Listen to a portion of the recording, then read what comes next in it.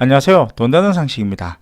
오늘은 한 번 더 근로기준법이 바뀌어 시행이 되는데요. 10월에 이어 11월에도 한 번 더 바뀌는 내용이 있어 말씀드리려고 하니까 잘 확인하시고 불이익을 당하는 일이 없도록 하셨으면 좋겠습니다. 시청하시면서 구독과 좋아요, 알람 설정 꼭 부탁드릴게요. 구독과 좋아요는 영상 제작에 힘이 됩니다. 11월 19일부터 바뀌는 근로기준법은 첫 번째로 부당해고, 구제, 실효성 제고 등에 대한 내용입니다. 부당해고란 근로기준법 제23조 제1항에 의해 정당한 이유 없는 해고를 말하는데요. 사용자가 근로자를 정당한 이유 없이 해고하는 경우 근로자는 노동위원회에 구제를 신청할 수 있습니다. 근로기준법에 의해 사용자는 근로자를 해고 시 해고 사유와 해고 시기를 서면으로 사전에 미리 통보하여야 하는데요. 일방적으로 해고를 통보할 경우 법률 위반 사항입니다. 이 경우 노동위원회에 부당해고 구제를 신청할 수 있는데요. 대상 사건은 다음과 같습니다.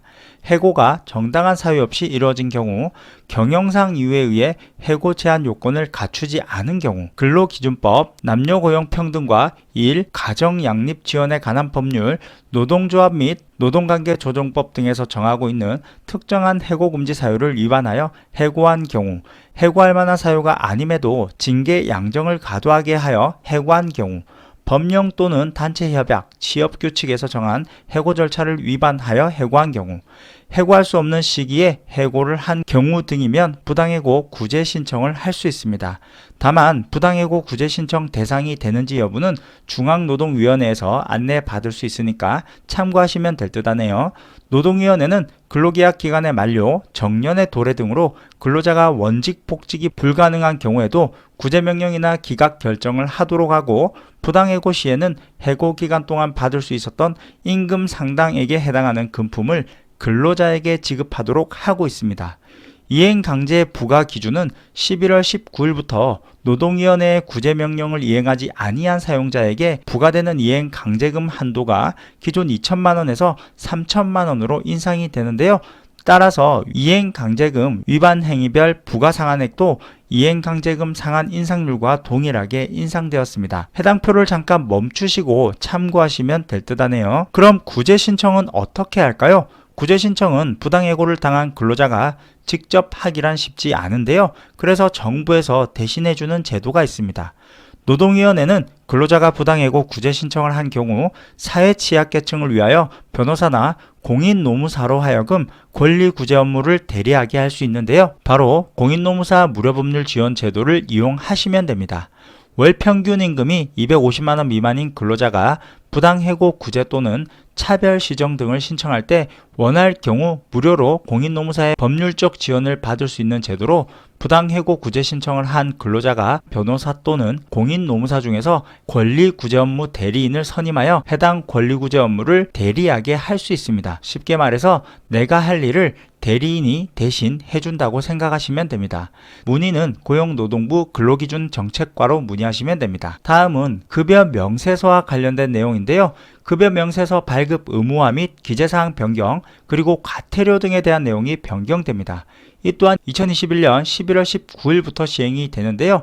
근로기준법 제48조 개정에 따라 11월 19일부터 사업자는 급여를 지급할 때, 사용자는 임금을 지급하는 때에는 근로자에게 임금의 구성항목, 계산 방법, 제43조 1항 단서에 따라 임금의 일부를 공제한 경우의 내역 등 대통령령으로 정하는 사항을 적은 임금 명세서를 서면, 전자문서 또는 전자거래기본법 제2조 제1호에 따른 전자문서를 포함하여 교부하도록 시행되는데요. 근로자에게 급여 명세서도 함께 의무적으로 교부해야 하도록 변경되고, 기존에는 급여 대장만 작성하면 따로 급여 명세서를 교부할 의무가 없었는데요.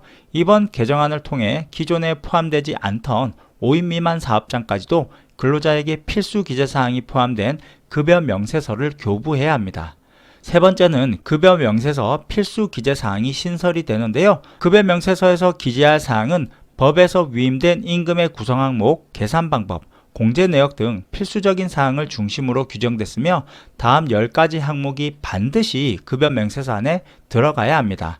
급여 명세서 필수 기재사항으로 성명, 생년월일, 사원번호 등 근로자를 특정할 수 있는 정보와 임금 지급일, 근로일수, 임금 총액, 총 근로시간 수, 연장근로, 야간근로 또는 휴일 근로를 시킨 경우에는 그 시간수, 기본급, 각종 수당, 상여금, 성과금, 그 밖에 임금의 항목별 금액, 임금의 각 항목별 계산 방법 및 임금 총액을 계산하는 데 필요한 사항, 공제 항목별 금액과 총액이 필수로 기재되어야 합니다. 단 30일 미만 일용 근로자의 경우에는 생년월일, 사원번호 등 근로자를 특정할 수 있는 정보를 기재하지 않을 수 있고, 근로시간 규정이 적용되지 않는 상시 4인 이하 사업장의 근로자 또는 근로기준법 제63조에 따른 근로자에 대해서는 연장, 야간, 휴일 근로시간 수를 기재하지 않을 수 있습니다. 다만 근로시간, 휴게와 휴일에 관한 규정 등 다음 각 호의 어느 하나에 해당하는 근로자에 대하여는 적용하지 않을 수 있는데요. 토지의 경작, 개간, 식물의 식재, 재배, 채취사업, 그 밖에 농림사업, 그리고 동물의 사육, 수산, 동식물의 채취, 포획, 양식사업, 그 밖에 축산, 양잠, 수산사업, 감시 또는 단속적으로 근로에 종사하는 사람으로서 사용자가 고용노동부 장관의 승인을 받은 사람, 대통령령으로 정하는 업무에 종사하는 근로자는 근로시간 등의 적용제 근로자로 적용하지 않을 수 있습니다. 법 제63조 제4호에서 대통령령으로 정한 업무란 사업의 종류에 관계없이 관리 감독 업무 및 기밀을 취급하는 업무를 말합니다. 참고하시면 될 듯 하네요. 임신 근로자의 업무 시작 변경 허용 예외 사유 등인데요. 11월 19일부터 개정되는 근로기준법에서 임신 근로자가 1일 소정 근로시간을 유지하면서 업무의 시작 및 종료 시각 변경을 신청할 경우 사용자는 이를 허용해야 합니다. 다만 사용자가 이를 허용하지 않을 수 있는 사유와 업무 시각 변경의 신청 방법 및 절차를 대통령령에서 규정하도록 정하고 있는데요. 이에 따라 업무 시각 변경 신청의 허용 예외 사유로 정상적인 사업 운영에 중대한 지장을 초래한 경우, 임신 근로자의 안전 및 건강을 현저히 해할 우려가 있는 경우를 규정했으며, 업무 시각 변경을 하려는 근로자는 업무 시각 변경 개정 예정일 3일 전까지 임신기간 업무 시각 변경의 개시 및 종료 예정일, 업무 시작 및 종료 시각 등을 적은 신청서와 의사의 진단서를 첨부하여 사용자에게 제출하면 됩니다. 그럼 과태료 부과 기준을 한번 살펴보도록 할게요. 기존에는 급여 명세서 발급이나 필수 기재사항 의무가 존재하지 않아 처벌 규정이 없었는데요. 11월 19일부터는 급여 명세서를 교부하지 않거나 급여 명세서 기재사항 중 일부를 기재하지 않거나 사실과 다르게 기재하여 교부한 경우에는 위반 횟수 및 위반 정도에 따라 과태료가 부과됩니다. 임금 명세서 교부 의무를 위반한 경우에는 위반 행위에 따라 1차, 2차, 3차 최대 100만 원이 부과될 수 있는데요. 해당 표를 참고하시면 될 듯하고, 임신 근로자의 업무 시각 변경을 허용하지 않는 경우에도 500만 원 이하의 과태료가 부과될 수 있습니다. 그럼 오늘은 11월 19일부터 달라지는 근로기준법에 대해서 말씀드렸는데요. 이외에도 10월 달에 달라진 근로기준법도 한번 참고해 두시면 도움이 되실 듯 하네요. 오늘 영상이 도움이 되셨다면 좋아요 한 번씩 꾹 눌러주세요. 끝까지 시청해 주셔서 감사합니다.